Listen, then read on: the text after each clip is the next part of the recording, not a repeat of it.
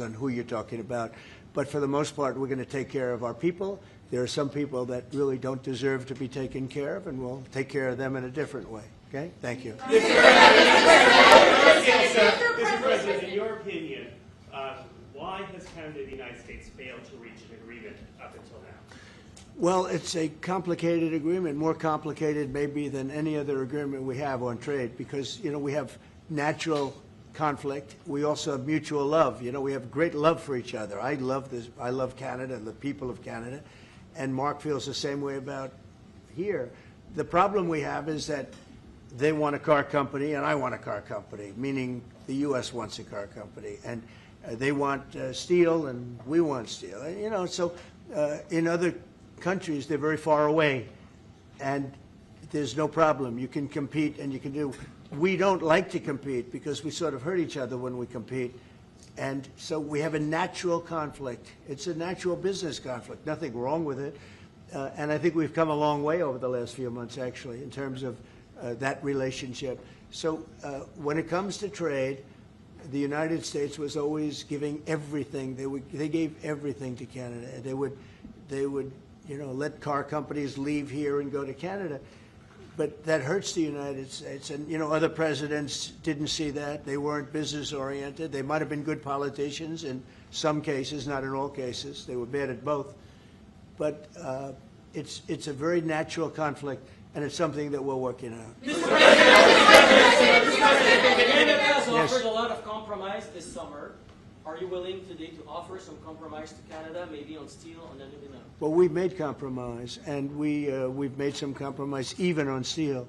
But, you know, we have the same basic authority and the same basic, this could be also a little bit of a conflict with other countries all over the world on steel, because we want to make our own steel. We don't want to bring steel in for the most part, but we will bring it in, and we do bring it in. We continue to bring it in from Canada, but there is a tariff to pay.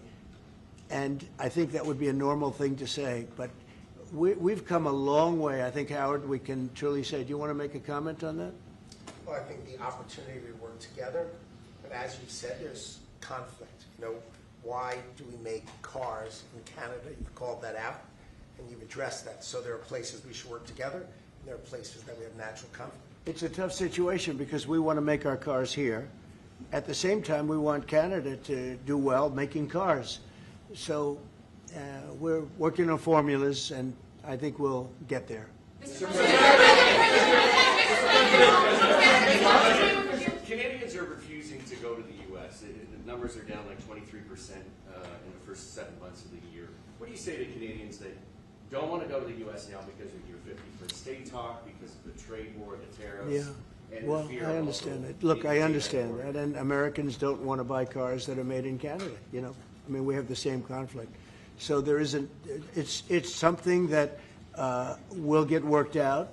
There's still great love between the two countries, but, you know, American people want product here. They want to make it here.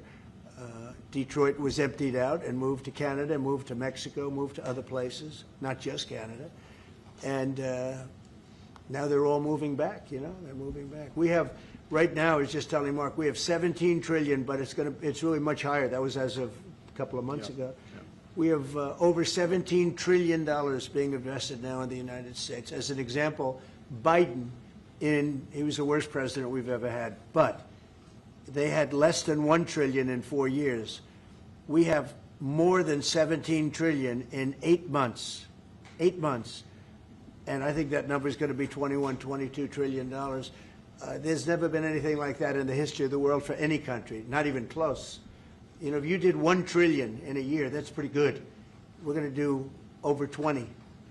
And it's coming in with AI. It's coming in with auto plants. You know, we're building auto plants, a lot of auto plants in the U.S. It's coming in for a lot of reasons. It's coming in because of the fact, I think the November 5th election was a big factor, and I think the tariffs are a big factor. And again, we want Canada to do great, but you know, there's a point at which we also want the same business. We're competing for the same business. That's the problem. That's why I keep mentioning one way to solve that problem is a very easy way.